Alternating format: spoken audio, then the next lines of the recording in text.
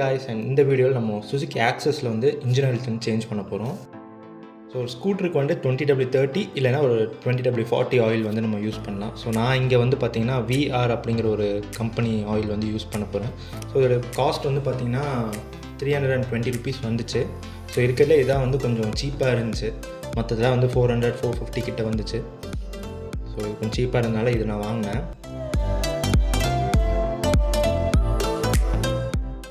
And இந்த வண்டி வந்து பார்த்திங்கன்னா ரொம்ப நாள் ஆச்சு இன்ஜின் ஆயில் சேஞ்ச் பண்ணி. ஸோ அதனால் வண்டியோடைய சவுண்டே வந்து வித்தியாசமாக இருக்குது. ரெண்டாவது ஸ்மூத்னஸ் வந்து ரொம்ப கம்மியாயிடுச்சு. ஸோ அதனால தான் வந்து இந்த வண்டியோட இன்ஜின் ஆயில் வந்து நம்ம சேஞ்ச் பண்ணுறோம்.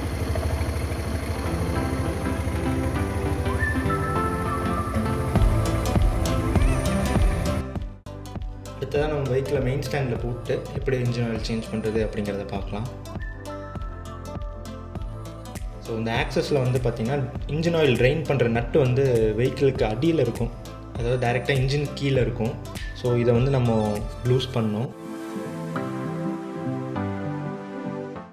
அண்ட் இங்கே வந்து நான் ஒரு 17mm ரிங் ஸ்பேனர் வந்து யூஸ் பண்ணி லூஸ் பண்ண போகிறேன்.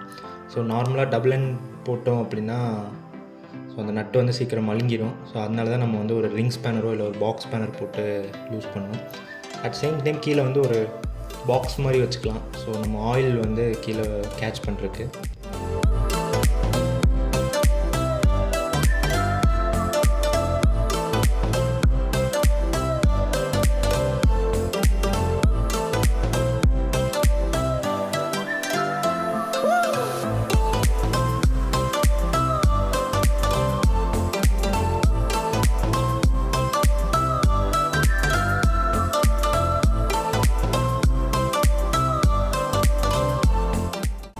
ரெண்டாவது இதில் மெயின்டைன் வந்து ஒரு ஓரிங் இருக்கும்.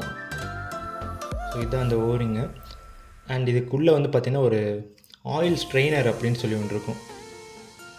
ஸோ அதையும் நம்ம வந்து ரிமூவ் பண்ணணும். ஸோ நான் ஒரு ஷார்ப்பான ஒரு டூல் யூஸ் பண்ணி நான் அதை ரிமூவ் பண்ணுறேன். நார்மலி அதே வந்துடும். ஒரு சில ரொம்ப லேட்டாகி நம்ம சர்வீஸ் பண்ணுறோம் அப்படின்னா அது கொஞ்சம் டைட்டாக இருக்கும். ஸோ அதை நம்ம கொஞ்சம் ஷார்ப்பாக ஏதாச்சும் ஒரு ஆப்ஜெக்ட் யூஸ் பண்ணி நம்ம கீழே எடுத்துக்கலாம்.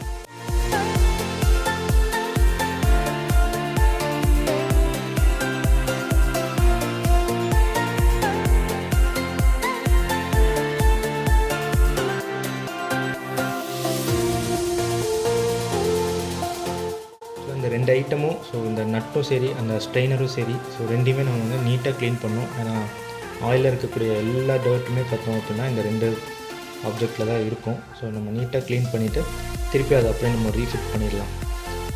ஸோ இதை எப்படி க்ளீன் பண்ணோம் அப்படின்னா நம்ம வந்து ஒரு டீசல் இல்லைனா ஒரு சோப் ஆயில் யூஸ் பண்ணி நம்ம க்ளீன் பண்ணிக்கலாம். அதேமாதிரி ஓரிங் வந்து பார்த்தோம் அப்படின்னா சேம் பழைய ஓரிங் வந்து ஒரு ரெண்டு சர்வீஸ்க்கு தாங்கும்.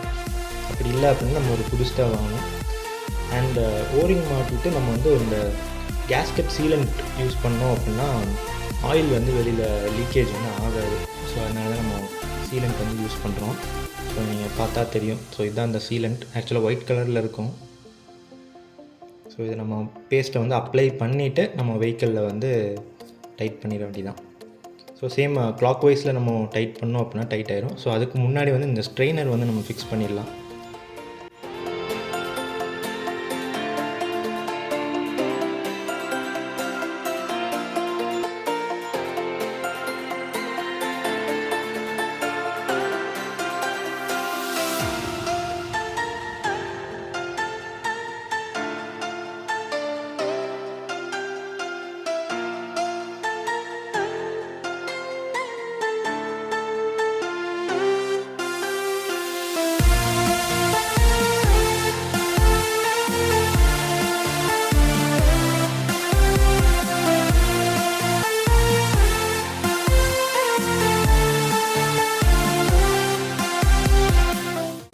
அடுத்ததாக நம்ம வந்து ஆயில் ஃபில் பண்ணணும். ஸோ அதுக்கு அந்த ஆயில் ஃபில்லர் கேப் வந்து ரிமூவ் பண்ணலாம்.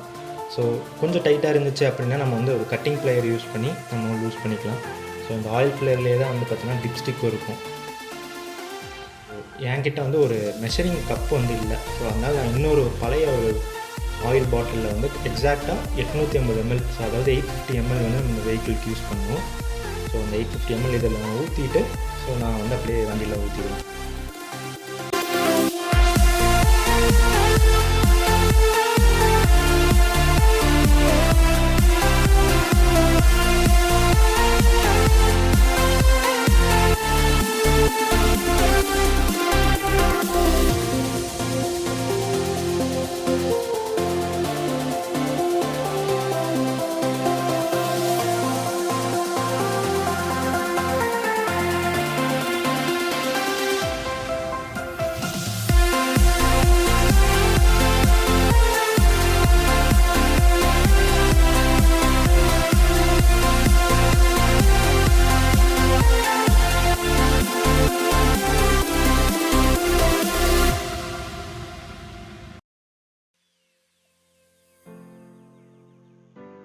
ஸோ 850 ml தான் எக்ஸாக்டாக இருக்கணுமான்ட்டு இல்லை, கொஞ்சம் ஜாஸ்தியாக இருந்தால் கூட பிரச்சனை இல்லை. ஏன்னா ஒரு சில டைம் லீக் ஆகும், நம்மளுக்கு கீழே ஒழுகும், ஸோ வேஸ்டேஜெலாம் இருக்கும் இல்லையா. ஸோ அதனால் கொஞ்சம் 850 ml கொஞ்சம் ஜாஸ்தியாக கூட நம்ம யூஸ் பண்ணிக்கலாம். ஸோ ஆக்சுவலாக நான் ஒரு ஃபனல் வாங்கினேன், அது வந்து ஃபிட் ஆகலை. அதனால் நம்ம ஒரு பழைய ஒரு வாட்டர் பாட்டிலில் வந்து பார்த்திங்கன்னா கட் பண்ணி, ஸோ அதில் தான் நம்ம வச்ச ஆயில் வந்து ஊற்ற போகிறோம் உள்ள.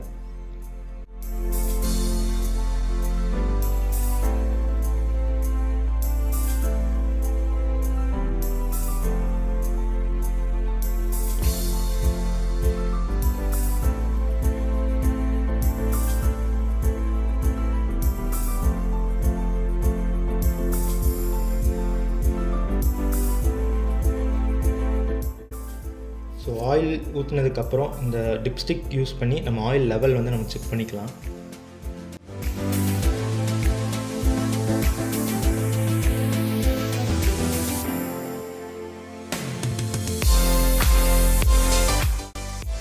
ஆக்சுவலாக வந்து ஆயில் வந்து கரெக்டாக இருக்குது, கரெக்டாக இந்த லெவலில் இருக்குது. ஸோ பர்ஃபெக்ட், ஒரு பிரச்சனையும் இல்லை. ஸோ அவ்வளோதான் நம்மளுடைய ஆயில் சேஞ்ச் இது. அண்ட் பழைய ஆயில் வந்து சேஃபாக டிஸ்போஸ் பண்ணோம் அப்படின்னா ஏதாச்சும் ஒரு ஆயில் பாட்டிலில் வந்து பார்த்தோம் அப்படின்னா ரீஃபில் பண்ணி வச்சுக்கலாம். ஸோ இது நம்மளுக்கு எப்போயாச்சும் நம்மளுடைய கேட்டுக்காகட்டும், இல்லைன்னா ஏதாச்சும் டோர் ஹிஞ்சஸ்க்கு வந்து யூஸ் ஆகும்.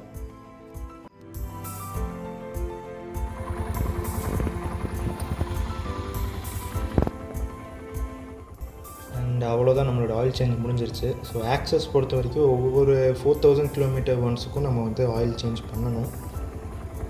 ஸோ அப்படி பண்ணோம் அப்படின்னா இன்ஜின் வந்து கொஞ்சம் நல்லா ஸ்மூத்தாக ரன் ஆகும்.